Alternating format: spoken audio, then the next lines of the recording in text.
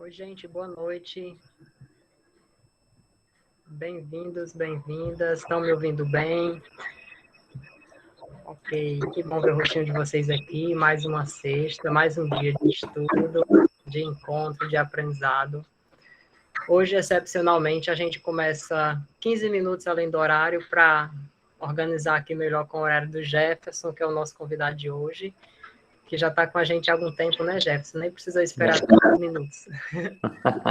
Bem-vindo ao Grupo Espírita Viana de Carvalho, mesmo que virtualmente, mas espero que desde já você sinta a nossa energia e o quanto estamos contentes por tê-lo entre nós, tá bem? E já apresentando o Jefferson, daqui a pouco você fala, Jefferson.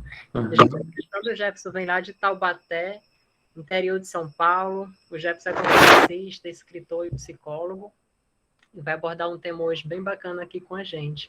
Daqui a pouco a gente fala melhor sobre o tema. Antes de começar, eu quero convidar todos vocês para a gente criar aqui um clima de introspecção, de silêncio, e pedir aqui as benesses divinas para esse nosso momento, através da prece, tá bom?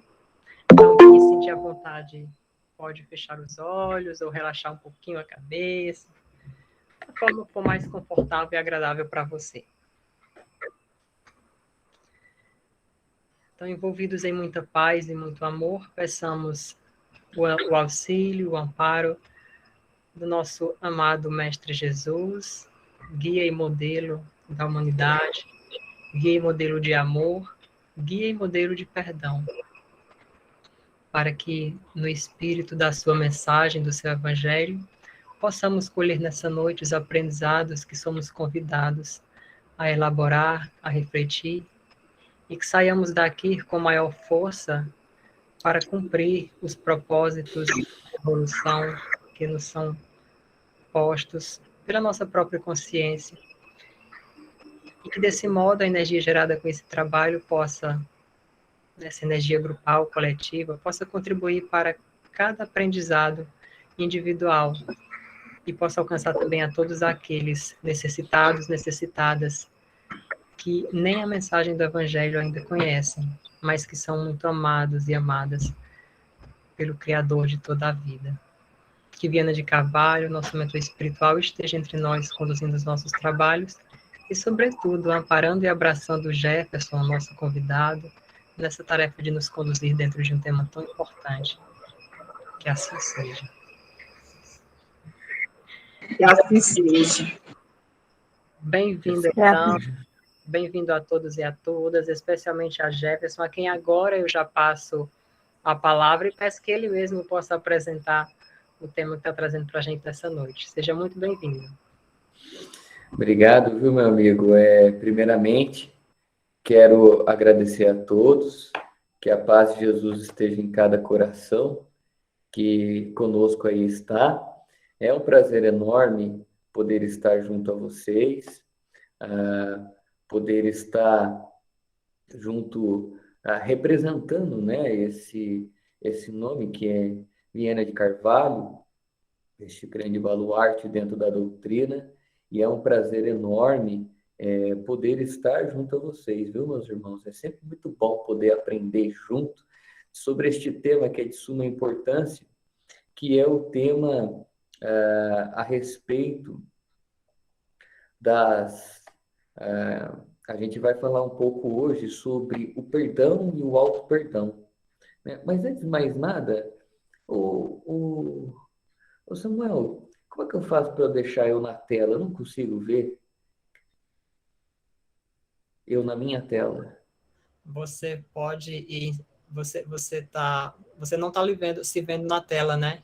Não, eu tô vendo eu pequenininho lá no fundinho. Tá, você pode clicar em cima de um pinozinho aí que vai fixar a sua imagem, se você encontrar quando você posiciona o cursor. Rapaz. Olha Deu só, certo? pronto, deu. Parece um tiozão, né? Vocês olham o jovem, parece um tiozão, né? Obrigado, viu, gente? Então, esse tema ele é de suma importância a todos nós, porque hoje eu estava aqui refletindo a respeito desse tema, e quando a gente vai falar sobre o perdão, sobre o auto-perdão, ou seja, amor ao próximo e amor a si mesmo, é um tema que a gente vai relembrando, rememorando, revisitando as nossas próprias experiências, as nossas próprias lembranças. E, de fato, a gente vai entendendo a grandiosidade desta pequenina palavra, porém muito complexa, que é o perdão. Sobretudo, quando lá no livro de Levíticos, no capítulo 19, versículo 18, quando Moisés cravou amará o teu próximo como a ti mesmo, ele já trouxe para aquela humanidade a importância de se amar. Porque se eu não me amo, eu não posso dar ao outro aquilo que eu não tenho, regra básica da psicologia. E muitas vezes, quando, além de não dar o que não tenho, que é este amor, eu vou buscar no outro o que eu mesmo não sou capaz de me dar. E aí vivemos em um jogo de fantasias, de ilusões, que inevitavelmente irá nos levar para o adoecimento psíquico. E aí começaremos a sentir a angústia e inúmeros transtornos chegando pertinho de nós. Por isso que quando falamos de amor, é de suma importância entender que amor é muito mais do que uma palavra, ele é um verbo, ele é ação, ele é sentimento, ele é movimento. E nós precisamos senti-lo primeiramente dentro de nós. E aí, acho belo Jesus, porque magistral mestre que é, e psicoterapeuta por excelência, Jesus, certa feita, ele vai cravar na história da humanidade exatamente este ensinamento do perdão e do auto-perdão. Aonde, Jefferson? Na memorável e grandiosa parábola do filho pródigo. Essa parábola é fantástica. Somada do bom samaritano, são as duas parábolas que mais possuem simbologia. Então, na parábola do filho pródigo, conta-se a história de um filho que recebeu do pai a herança, o filho mais novo. E aí, este filho mais novo saiu, gastou tudo com prazeres carnais. E veio uma grande crise naquela cidade onde ele estava, gastando seu dinheiro. Enquanto o filho mais velho lá ficou obrando, trabalhando junto ao pai. E ele que saiu, gastou, veio uma grande crise nessa cidade e veio uma fome. E ele tinha gastado todo o dinheiro. E ele chegou então a apacentar porcos, a estar junto com os porcos, a cuidar dos porcos, mas ele não podia comer o que estes porcos comiam. E aí ele cai em si e diz, olha, na casa de meu pai, os jornaleiros, que eram aqueles que eram pagos por dia, né, trabalhadores pagos por dia, os jornaleiros ganham bem, meu pai trata a todos de forma igualitária e muito bem, irei eu pedir ao meu pai perdão, porque pequei contra ele e contra o céu, e irei pedir para que ele me dê um lugar de jornaleiro em sua casa, porque lá não padecerei de fome. E foi. E aí, quando o pai avista o filho vindo, o pai corre na direção dele. Abraça-o, coloca em seu dedo um anel e manda trazerem a ele a melhor roupa e uma sandália. E matar o melhor bezerro que tinha. Para fazer uma festa, porque aquele filho que estava morto reviveu. E aí, quando passa o filho mais velho, vê aquela festa, ele chama o pai. E ele fala, você nunca me deu um servilho novado para que eu possa festejar com os meus amigos. E vem esse teu filho que gastou tudo que o Senhor deu a ele, a parte da herança, com prazeres carnais, e você faz uma festa, e aí o pai diz, filho, tu sempre estás ao meu lado, mas é justo nos alegrarmos porque aquele que estava morto reviveu. Então, essa é a parábola. E essa parábola possui símbolos. Vamos começar pelo Pai, porque aqui Jesus desce Deus a uma figura paternal, o Deus do amor. Porque, de fato, entendemos que Deus não precisa perdoar, porque ele possui as suas virtudes ao infinito, num grau absoluto e nenhuma imperfeição. Quem precisa perdoar ainda por conta das imperfeições somos nós, mas no sentido metafórico e como o benfeitor Emmanuel nos relembra, o perdão de Deus na obra O Consolador é aquilo que se concretiza como a reencarnação. Então, estar reencarnado é o verdadeiro perdão de Deus. Mas este pai representa Deus e, em sua simbologia, ele concede a herança ao filho mais novo. O filho mais novo, olha que Jesus quis trazer para a parábola, ele é mais novo. Subtende-se, portanto, que ele é mais imaturo. Já começou. Quantos erros cometemos por imaturidade? Ah, mas se eu pudesse voltar atrás, não é? Ah, se eu pudesse consertar aquilo ou isso. Só que a gente se esquece que foram exatamente estes equívocos que moldaram este ser que somos hoje. Isso é belo. Eu acho isso fantástico, porque é a dor despertando o indivíduo para o amor, porque se a dor é a grande despertadora, o amor, ele aperfeiçoa. Então, olha só, por falta de maturidade psicológica, demasiadas vezes erramos. E o que é a imaturidade psicológica? É não saber lidar com suas emoções, é não saber pensar a respeito dos seus desejos. É, sobretudo, também ser guiado pelo desejo do outro. É estar no mundo sendo controlado por mundo, não é estar no mundo modificando o mundo, sendo o agente de transformação divino no coração da criatura humana, o que é muito diferente. Então, Lacan, junto à psicanálise, Lacan foi um pós-freudiano, um grande psicanalista, ele fala desse grande outro que está por detrás de nós. E inúmeras vezes nos equivocamos porque vivemos o desejo do outro e não a vontade de Deus. E, sobretudo, o nosso desejo sublimado nas lições que mostram o caminho correto, certo, o ético. Então, o que eu estou querendo dizer aqui? Que muitas vezes confundimos liberdade com libertinagem. A liberdade, segundo Leon Denis, na obra O Problema do Ser, do Destino e da Dor, grande obra, viu, gente? Recomendo a todos. Nesta memorável obra, no capítulo que se intitula Consciência, Denis, ele vai, na verdade, o capítulo se intitula Livre-Arbítrio, capítulo 22. Denis vai tratar a respeito da responsabilidade, e ele vai dizer que a consciência, ela vai aprovar ou não uma determinada atitude. E isso requer o senso de responsabilidade para arcar com as suas escolhas. Então, olha o que ele fala. O que é ter consciência? Todos nós aqui escutamos, não é? Ô, fulano, você tem que ter consciência. Certo? Ter consciência. Então, você tem consciência de diversas formas, tá? Mas, sobretudo, em um sentido psicológico, é você se conhecer. Na medida que você se conhece, você amplia a sua visão de mundo. Na medida que você se aceita, você aceita mais o próximo. Porque a negação do próximo nada mais é do que uma negação de nós mesmos. Olha, profundo, né? Tô filosófico hoje, olha só.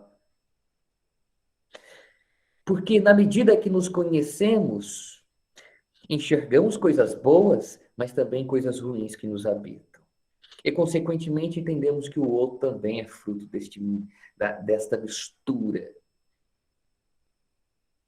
Mas aqui, então, o filho errou porque ele não utilizou a liberdade com responsabilidade, com consciência, aquela consciência que aprova ou desaprova uma ação.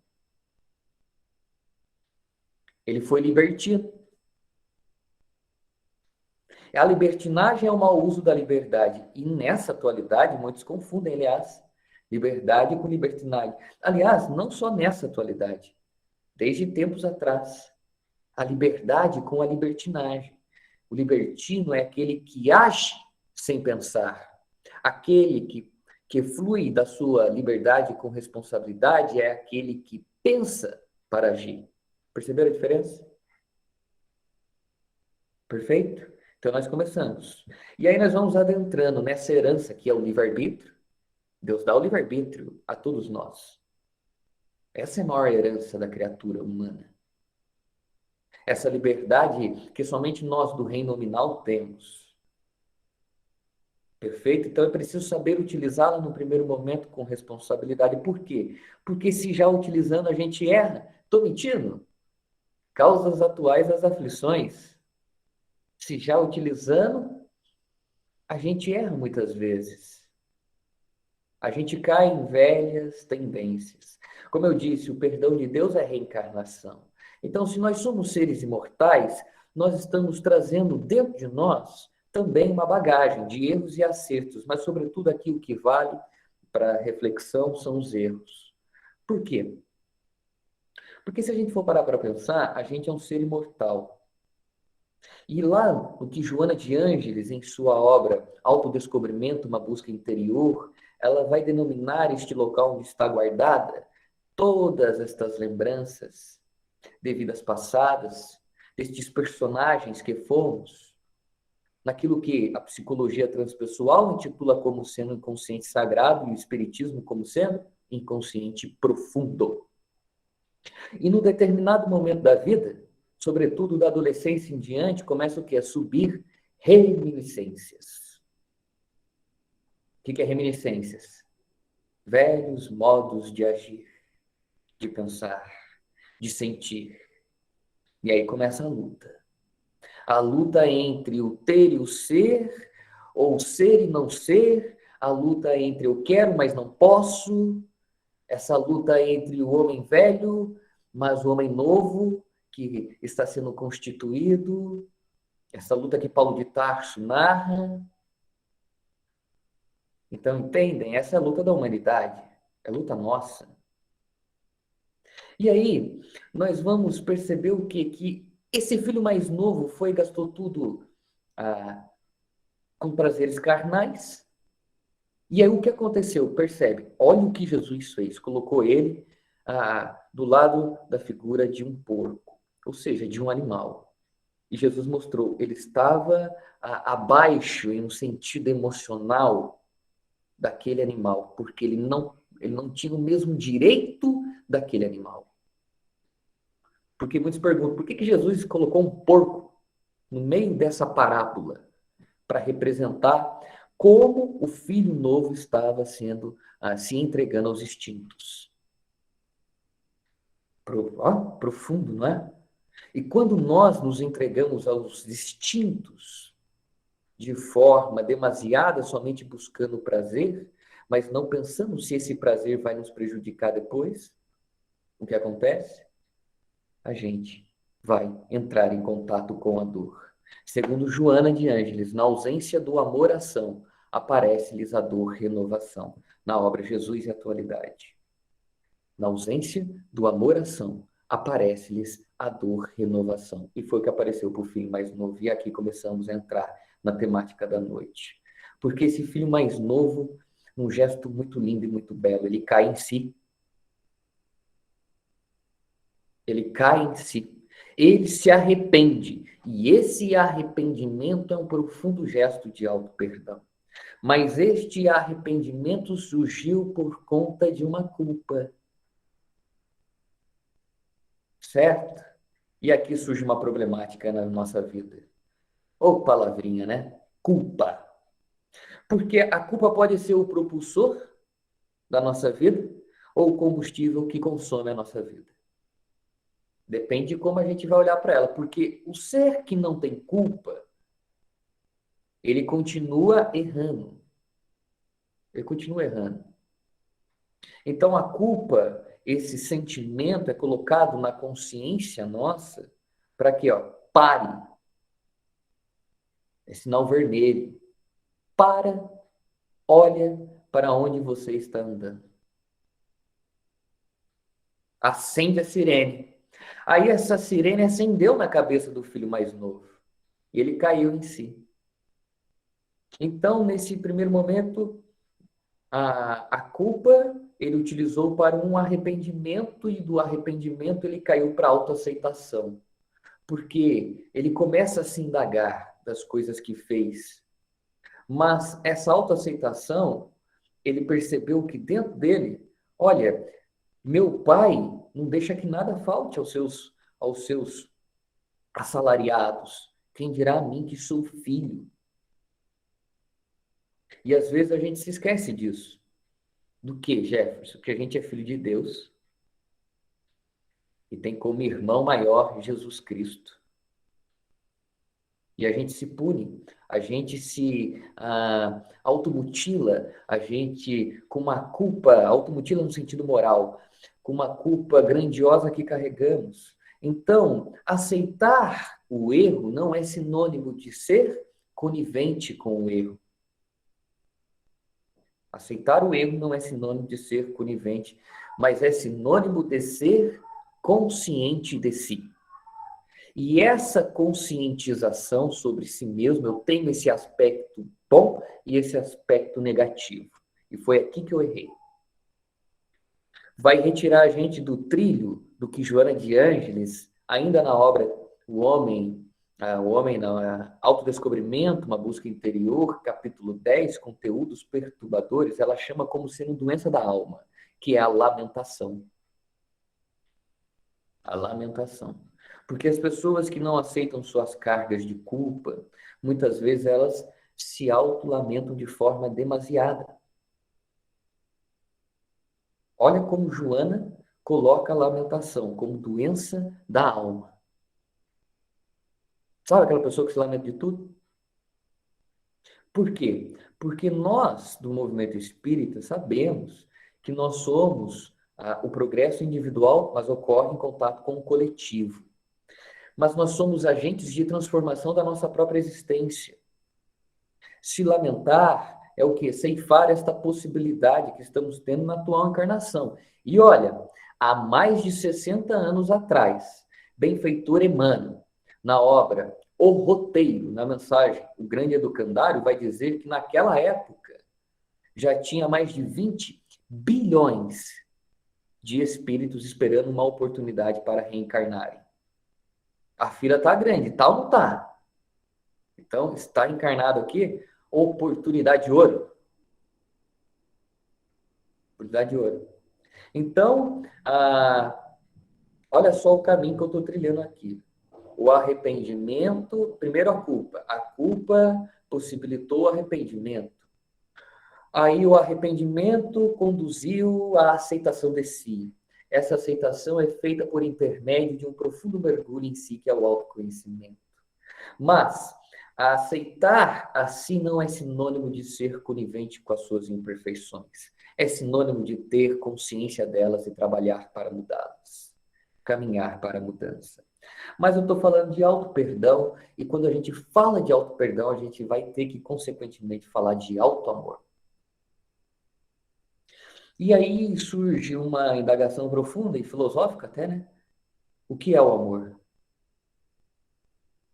Estou falando que hoje eu estou filosófico. O que é o amor? Ó, rapaz do céu. O Samuel tá vendo, eu estou filosófico hoje, ó, né? E brincadeiras à parte, numa carta muito bela, de Paulo, tinha que ser o apóstolo Paulo de Tarso, porque Paulo de Tarso se esforçou para amar até o fim da sua existência. Paulo, em sua carta aos Coríntios, ele vai dizer o seguinte, ele vai dizer que é preciso, os Coríntios, capítulo 13, versículo 7, tá? O que eu gosto de chamar as 4 virtudes do amor. O apóstolo Paulo vai mostrar a sua visão sobre o que é o amor, e eu acho que é uma visão muito sensata. Ele vai dizer assim, que o amor tudo desculpa, tudo crê, tudo espera, tudo suporta.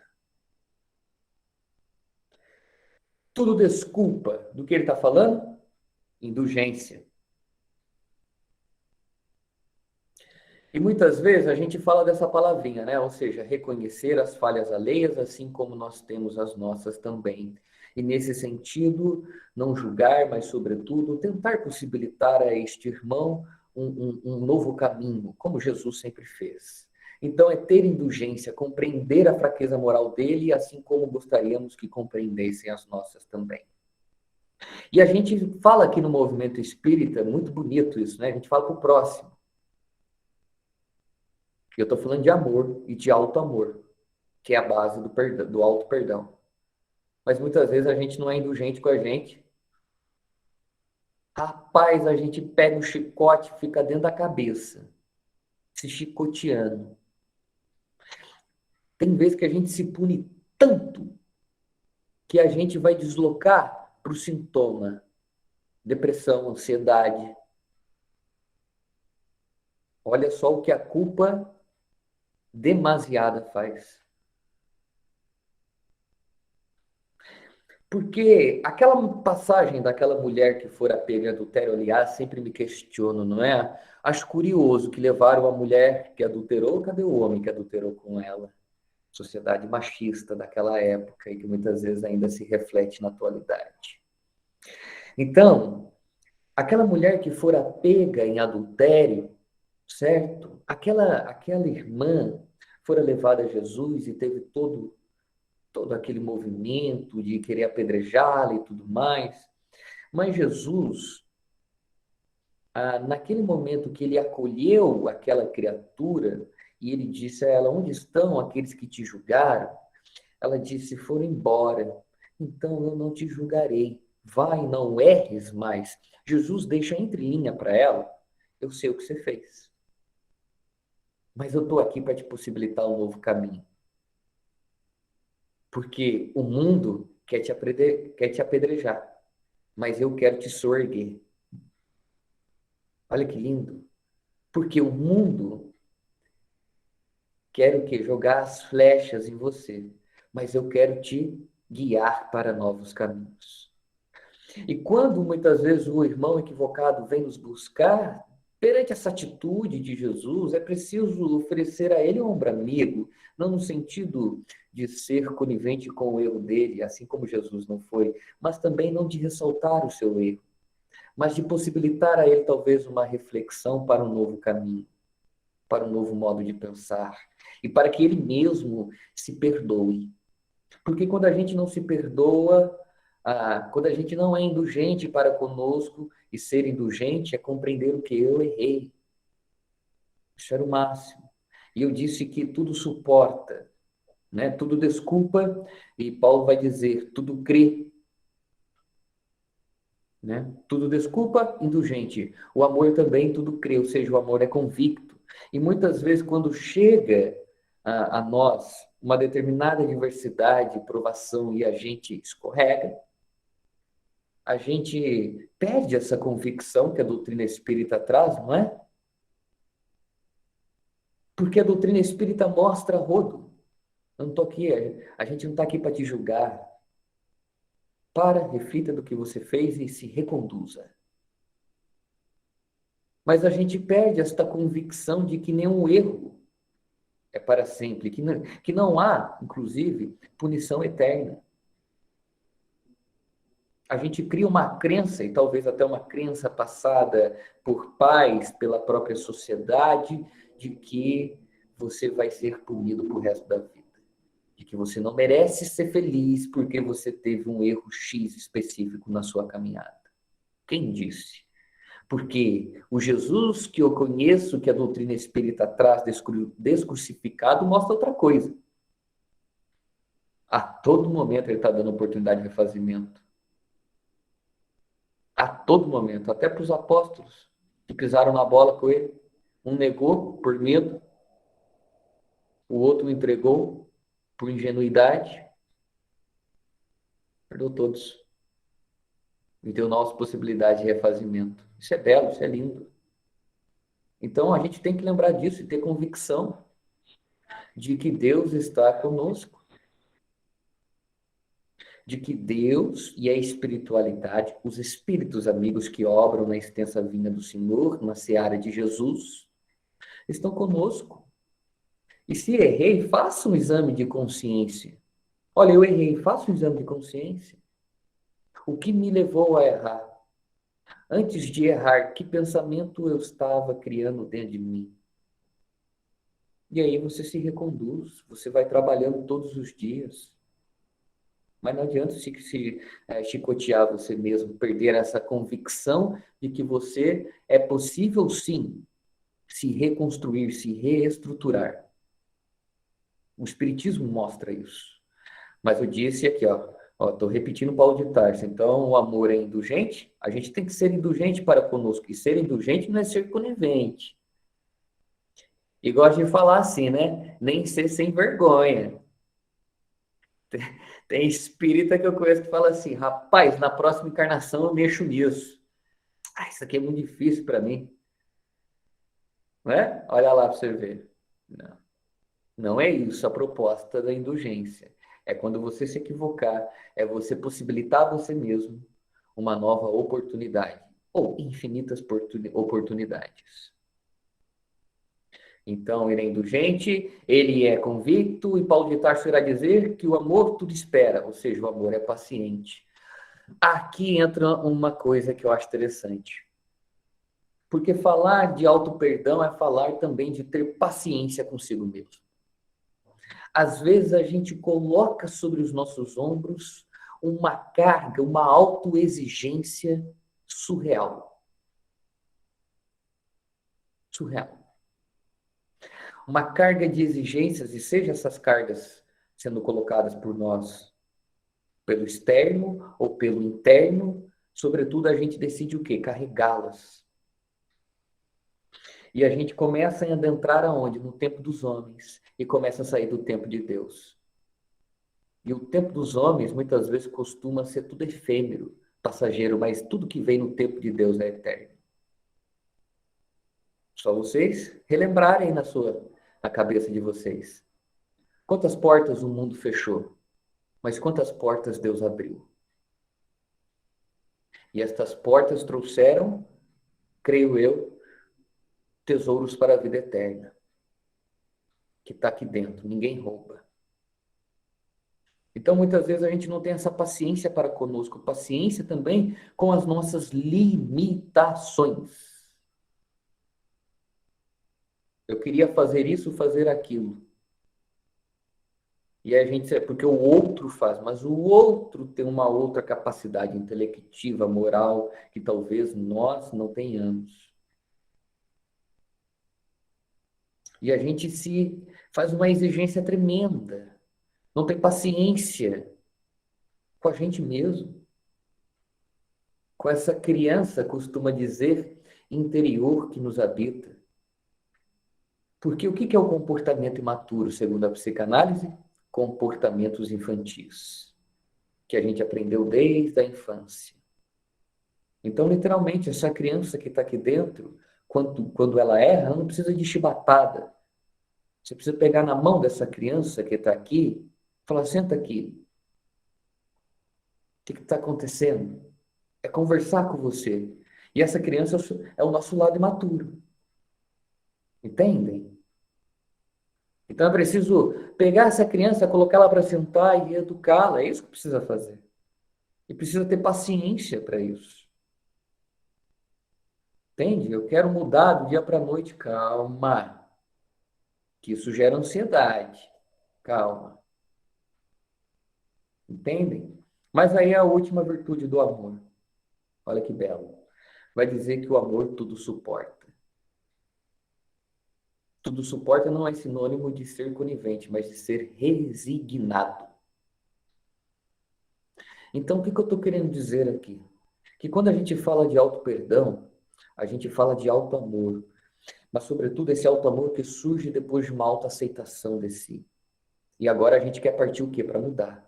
E precisa ter com a gente mesmo indulgência. Ter convicção de que os meus esforços, ter convicção de que eu tenho inúmeras possibilidades e oportunidades de melhoria. Ter paciência para com as próprias imperfeições e trabalhando para mudá-las e ter resignação, porque quando a tempestade chega, a gente costuma entrar em desespero. E sem resignação a gente cai na rota do desespero. E quando o desespero chega na consciência, o que acontece? O desespero é a culpa que chegou agora a, arrebentando a nossa cabeça. Só que agora o desespero, ele começa a tornar a gente impulsivo. A gente começa a perder o quê? O foco da razão. A gente para de pensar. A gente começa a perder também a noção do tempo. E quando a gente perde a noção do tempo, é aquele velho ditado. Fulano fala assim: rapaz, parece que o dia não passa. Nossa, parece que minutos são horas e que horas são dias. Está perdendo a noção do tempo. E o desespero começa a se instalar, se instalar, se instalar. E quando você vê, o adoecimento tocou sua consciência. Seja ele uma depressão, uma ansiedade, seja ele um estresse agudo, seja ele o que for. Quando não somatiza no corpo, tem essa também, né? Mas não vou nem entrar nesse detalhe. Então, olha que belo. Então, falar de auto-perdão é falar de ser indulgente para consigo, ter convicção no tempo de Deus, nos desígnios do Pai, ser paciente para consigo com as suas imperfeições, mas, sobretudo, ter resignação para aceitá-las e trabalhar nelas, mudar, modificar. Isso é auto-perdão. E aquele que se perdoa entende o valor desta palavra. E aí, consequentemente, ele está de peito aberto, que nem o pai da parábola, para sair e abraçar, perdoar aqueles outros. E, aliás, quando falamos perdoar, hoje, infelizmente, muitas vezes essa palavra vem sendo banalizada, porque perdão não é uma palavra, ele é um processo psicológico. E muitas vezes a gente tem que entender, só há perdão quando a gente se ofende. Então, se a gente está se ofendendo muito com muitas coisas, é preciso trabalhar, que alguma coisa está errada. Mexer um pouco no orgulho, na vaidade. Porque se eu me firo todas as vezes, algo está errado conosco. Entendem? Então é preciso trabalhar. Mas o perdão tem que ser deixado para situações de extrema importância, porque, como eu disse, ele é um processo. E o tempo, Jefferson, varia. Aqui no meu consultório, é inúmeras variedades. Então, para a gente levando para a rampa final, o que é perdoar? Eu me ancoro na obra de Rossandro Klinger, que se chama Auto-Perdão, uma experiência necessária. Obra fantástica, ele fala sobre perdão e auto-perdão. E aí, Rossandro vai deixando claro, ao decorrer do livro, que perdoar não é esquecer. Porque a gente tem esse costume, né? É o que foi passado a nós. Ué, se eu estou esquecendo, eu estou com amnésia. Se alguém chega para mim, Jefferson, eu vou esquecer isso. Eu falo, rapaz, se você for no médico e estiver saudável, você me passa a fórmula, que eu vou criar uma teoria nova dentro da psicologia. Ó, porque não tem como esquecer, gente. Quando, aliás, nós aplicamos hipnose, a gente revive, a gente vê de forma nítida e clara essas experiências sendo revividas. A gente lembra da gente quando era criança, a gente lembra de coisas que a gente não lembrava, outros lembram até tudo, do útero. Então a gente não esquece. Isso continua vivo aqui dentro. Então, quando muitas vezes a gente fala, deixa para lá, eu esqueço, eu já esqueci isso. A gente fala isso da boca para fora, da boca para dentro, que alimenta mágoa, raiva, e vai adoecendo. Olha só, então perdoar não é esquecer, mas é dar ao evento uma nova visão, um novo olhar, conhecido como ressignificar. Dar um novo sentido àquilo. Olha, eu olhava aquilo com muita raiva do fulano. Então entenda, tente entender agora a imaturidade do fulano. Ou tente enxergá-lo de uma outra perspectiva. Ou seja, desenvolva compaixão pelo agressor. Fórmula crística. Amar os inimigos, retribuir o mal que nos fazem com o bem que podemos fazer. Pergunta 887 do Livro dos Espíritos. Então, perdoar não é esquecer, é dar um novo significado. Perdoar não é negar, como eu disse, diminuir ou aprovar o equívoco da pessoa. Não, mas ela fez porque estava certa. Ou não, não estou sentindo nada. Vocês já devem ter conhecido, né? A gente fala assim, eu não estou sentindo nada. Aí daqui para dentro a gente fala assim, ah, mas o que é seu está guardado. Olha lá, ó. Então você está sentindo, está sentindo. E aí é só ir lá, dialogar, conversar numa forma sadia e madura, falar de forma assertiva, né? Falar o certo, na hora certa, da maneira correta. Então isso é importante. Então não é esquecer, não é negar a dor, é validar a dor. Ó, fulano, realmente você me ofendeu, fiquei um pouco chateado, tá? Mas também de suma importância não é esperar pedido de perdão, nem reconciliação. Que a gente vai perdoar e a gente acha que o outro vai perdoar a gente também, ou que o outro vai aceitar, muitas vezes, o nosso pedido de perdão. O importante é a gente fazer a nossa parte, não é? O importante é deitar a cabeça no travesseiro com a consciência limpa. O importante é limpar os lixos emocionais que temos dentro de nós, não é? E esse é o caminho. Esse é o caminho. Então, quando a gente perdoa, a gente está tirando o quê? Uma bola de ferro do calcanhar que impossibilita a gente de andar. Não é negligenciar a justiça, a penúltima coisa. Não é negligenciar a justiça, é buscar justiça. E aí a gente vai entender. Então, o que é ser justo?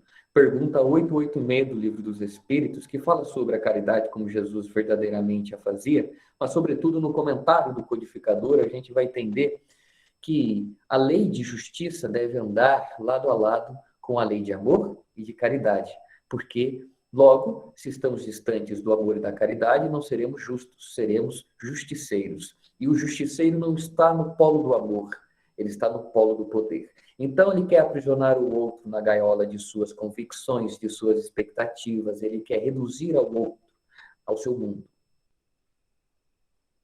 Isso é fazer justiça com as próprias mãos. Mas ser justo é buscar o justo, seja no mundo dos homens, dentro da lei, mas também na justiça divina.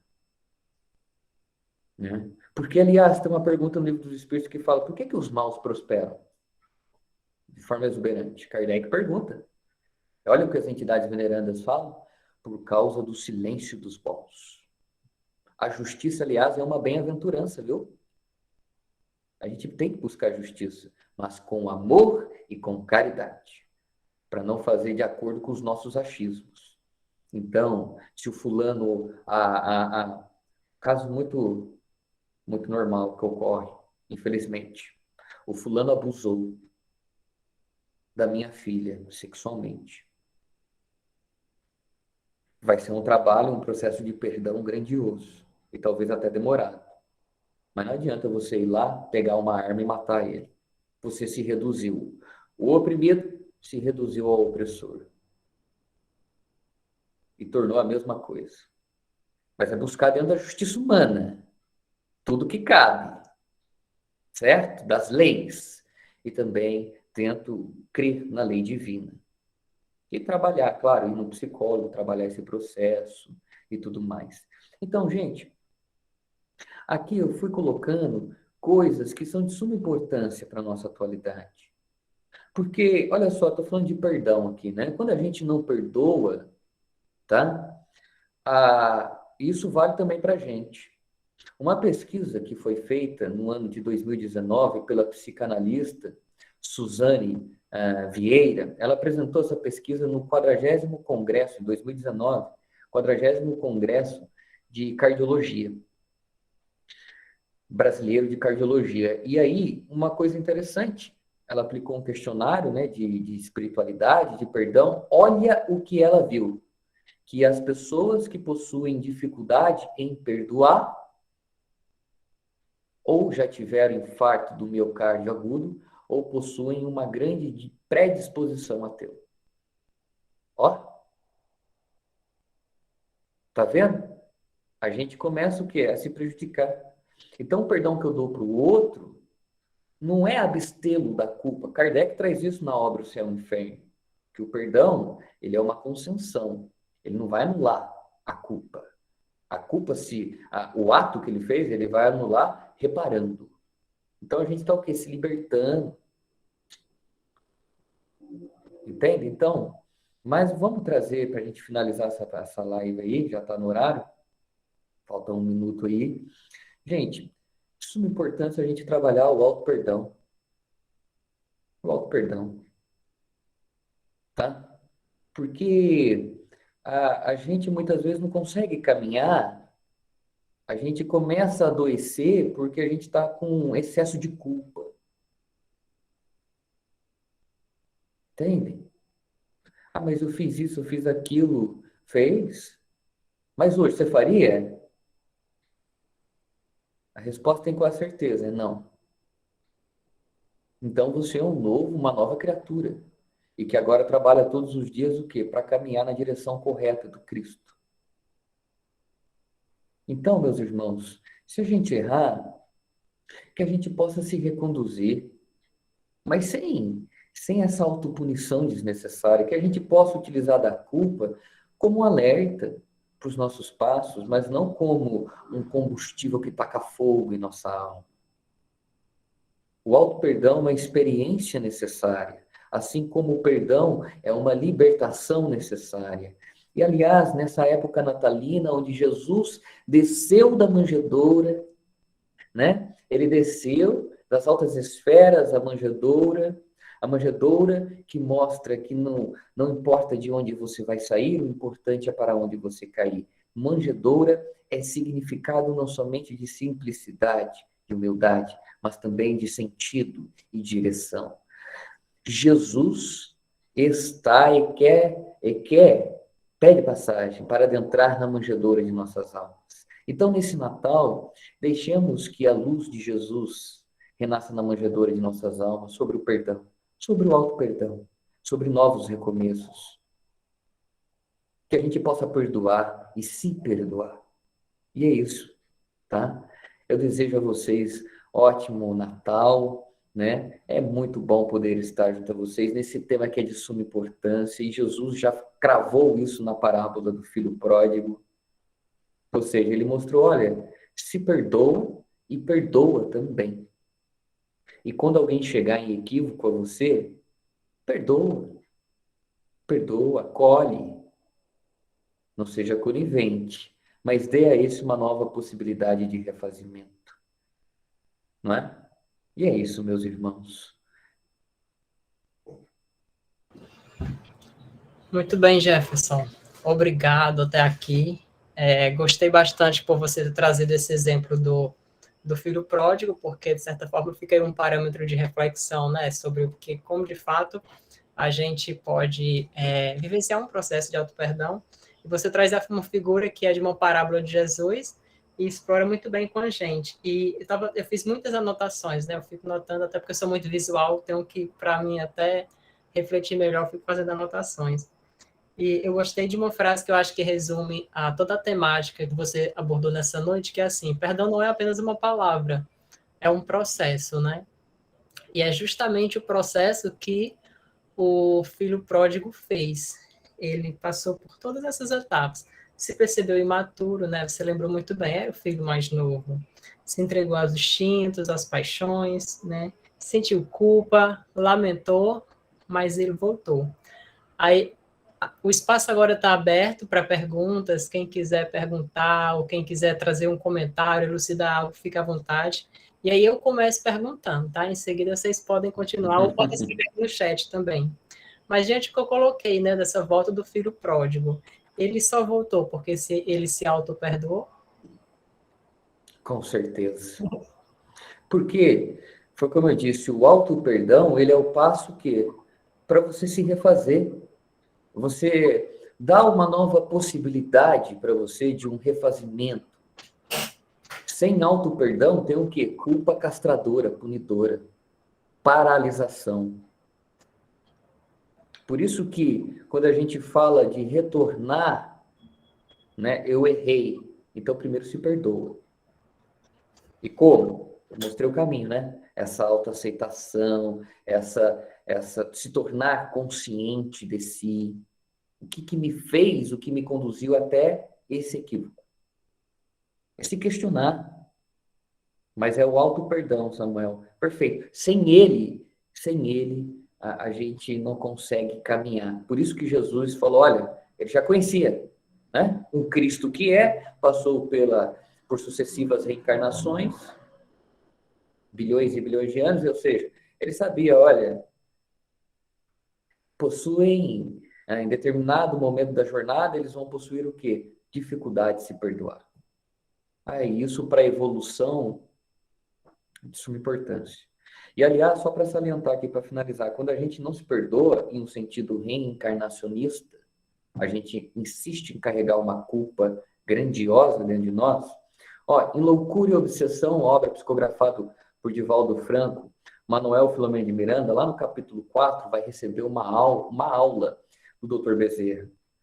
O Dr. Bezerra vai dizer que quando é tão grandiosa a culpa, ela pode desembocar em outras vidas, no lado da esquizofrenia ou do autismo.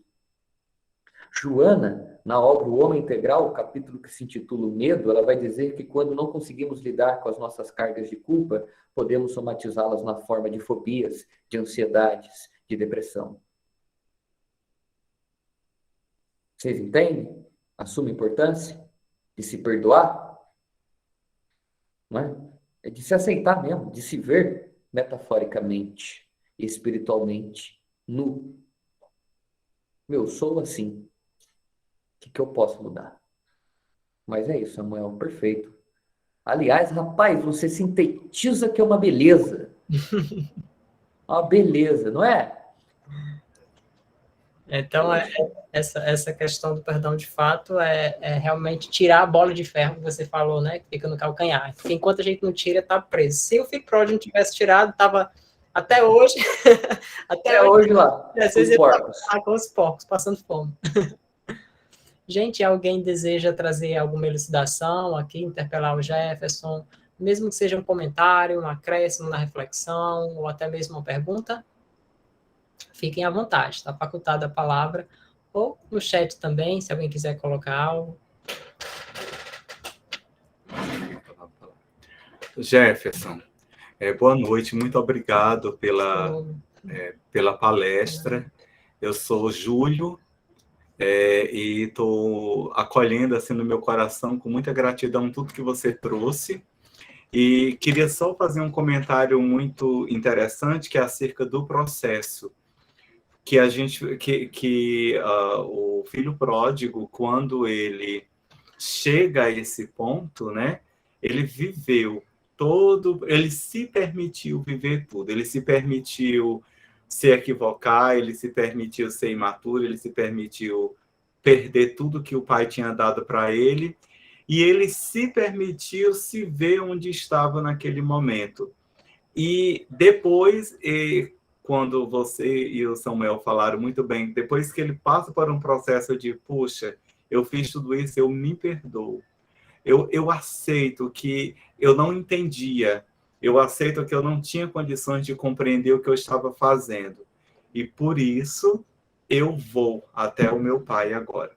Então, parece que se submeter na humildade do processo é ter a coragem de encarar aqueles que nós deixamos para trás com a nossa imaturidade. Porque ir para o pai, ele nem imaginou que ia ter uma festa para ele. Ele queria ficar entre os empregados, né? Sim. E ele foi, ele acreditou. E quando a gente acredita, é mais do que a gente espera, né? Porque Deus, ele vem mais do que o que a gente espera. A gente quer só ser um servo, só um empregado para não morrer de fome, para não comer com os porcos. E quando chegar lá, tem uma grande festa.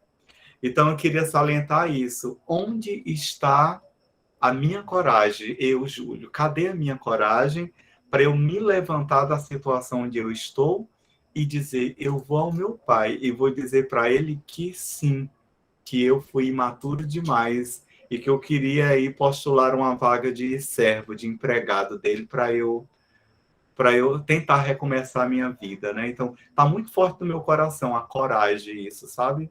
Onde está a minha coragem? Acorda, desperta essa coragem, porque ela faz parte do processo do auto-amor, do autocuidado, né? Total. Júlio, primeiramente, prazer em conhecê-lo. Um forte abraço a você, viu, meu amigo? Olha, esse comentário que você fez foi fantástico, porque eu lembrei aqui, né, daquela obra de Leon Denis, O Problema do Ser, do Destino e da Dor, onde Denis vai denominar como sendo uma potência da alma a vontade. E a vontade é aquilo que desperta a coragem. Então, de suma importância isso que você falou, porque a vontade, segundo Denis, é a maior potência da alma, porque sem ela a gente fica paralisado. Então, a coragem para olhar para si, para se aceitar, para olhar agora também para aqueles que possivelmente você feriu ou que você teve um atrito momentâneo, mas sobretudo coragem para retornar à casa do Pai. E aquele que tem é acolhido por ele nos braços, em abraços. E isso é uma coisa magistral e bela, porque ele não espera você chegar até ele. Ele vai no meio do caminho até você. Ele vai ao encontro, porque aquele filho que estava morto em seus equívocos reviveu dando luz às suas virtudes. É de suma importância isso. E é preciso saber que essa autoaceitação, como você disse, ela é traduzida pela humildade. Sem humildade, não é à toa que Jesus a coloca como a bem-aventurança, a primeira virtude a ser adquirida por toda criatura humana, porque ela é a base. Sem humildade não temos resignação, mansuetude, não haveremos de ser justos, tão menos pacificadores. Mas com a humildade a gente se aceita. E aí a gente parte com coragem, que é o que? Aquela convicção que eu disse aqui.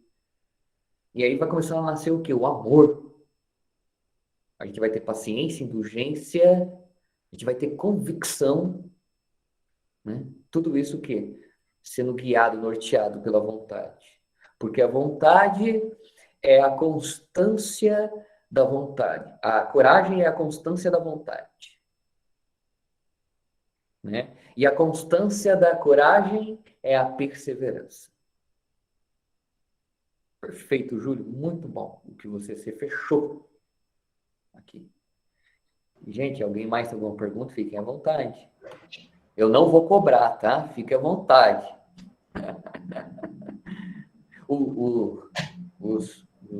Vocês podem falar aí, viu, gente? Brincadeiras à parte, fiquem muito à vontade. Pode colocar no chat alguma pergunta. Não sei se tem. Deixa eu dar uma olhada.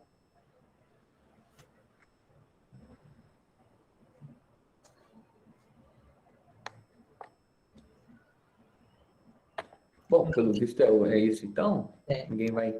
Acredito que ninguém quer fazer nenhum comentário. Bom, Jefferson, de todo modo, a gente abordou muitas coisas interessantes até aqui, o suficiente para termos aí longo tempo, longo processo de autotransformação, né? Porque o autoconhecimento tem que levar a gente à autotransformação. Sim. E desde já, de antemão, em nome de todo o grupo, dos trabalhadores, da direção do Grupo Espírita, a gente te agradece pela presença aqui, tá? Mesmo aí em meio à sua correria profissional, você conseguiu encontrar esse tempinho para a gente trazer essas reflexões tão importantes a todos nós. Então, antes da gente encerrar de fato, eu queria te pedir para conduzir com a gente a prece de encerramento, se possível. Conduzo. E, meu irmão, só para salientar, para fechar, a gente fala muito de reforma íntima, não é? Dentro do Espiritismo? Sim. Mas toda reforma íntima, ela começa primeiro pelo auto-perdão, depois pelo autoconhecimento. Porque porque vai ter alguma coisa, você pode até colocar um na frente do outro, mas uma hora um ou outro vai ter que se embaralhar. Porque você vai se conhecer, você vai achar algo, e você precisa se perdoar. Né? Isso é muito importante, porque a gente fala bastante no meio espírita de reforma íntima. E eu vejo que poucas pessoas falam que de auto-perdão. Tá? Só para salientar. Então, quero convidar todos vocês para trazer a imagem de Jesus nosso divino amigo, nosso querido irmão, nosso amado Mestre, caminhando conosco na beira da praia, com a mão em nossos ombros, a restaurar em nós a coragem, a perseverança, a relembrar que somos filhos de Deus e que na casa do Pai nenhum filho é desamparado. Na casa do Pai há sempre a porta dos recomeços. Que possamos, junto a Ti, querido irmão maior, caminhar rumo ao alto perdão, caminhar rumo ao perdão, caminhar rumo à autotransformação, à reeducação de nossos aspectos primitivos. Estenda a nós, divino Rabi, sua destra, paternal, misericordiosa, e que o Senhor caminhe sobre as águas turbulentas que por vezes se levantam sobre nossas consciências. Que sua paz imortal permaneça, excelso Senhor, em nosso coração, e que junto dela tenhamos a certeza de que somos capazes de vencer o mundo e suas dores, mas, sobretudo, de se perdoar e de perdoar também, porque quem perdoa retira dentro de ti uma bola sentimental que o leva e o arrasta para baixo. Que sua paz se faça presente, hoje e sempre. Que assim seja. Que assim seja. Então, damos aqui por encerrada essa noite. Mais uma vez, muita gratidão, Jefferson, e a todos que participaram, que estiveram aqui em mais uma reflexão. Excelente final de semana, um bom descanso. Juninho? Eu agradeço. Tchau, tchau, gente. Tchau, tchau. Fiquem com Deus. Muito obrigado, viu?